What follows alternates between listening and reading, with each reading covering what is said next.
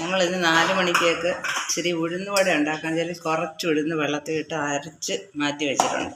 ഇനി അത് ചേർക്കാനായിട്ട് ഒരു 2 പച്ചമുളക്, ഒരു മുറി സവാള, ചെറിയ ഒരു കഷ്ണം ഇഞ്ചി ഇതൊന്ന് ചതച്ച് ഇതിലോട്ട് ചേർക്കാനാണ്.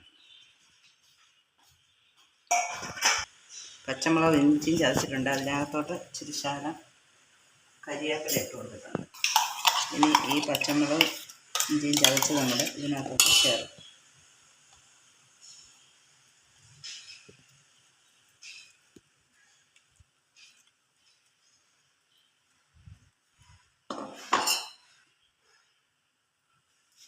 ഇതിനാവശ്യമായ ഉപ്പ് ചേർക്കാൻ പോകും.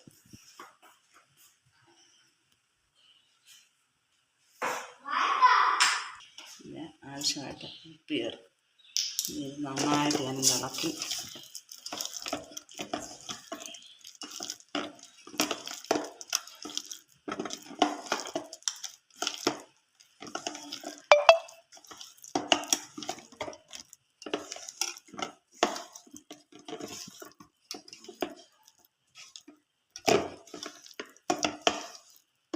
ഇതൊരു 10 മിനിറ്റ് റെസ്റ്റ് ചെയ്യാൻ വെക്കുക.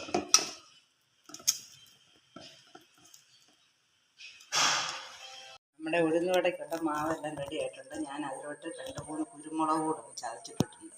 ഇനി ഇത് നന്നായിട്ട്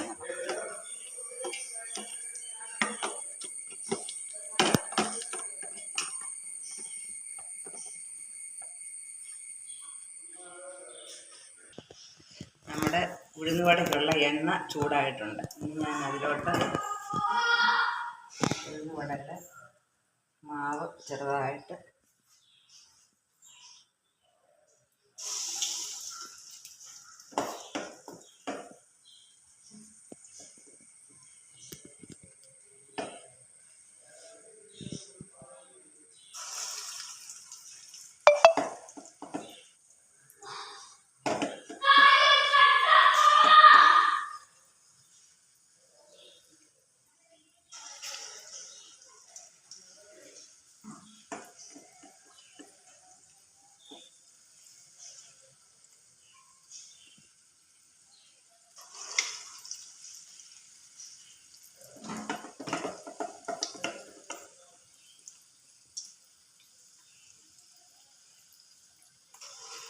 ഇതൊന്ന് നോക്കട്ടെ.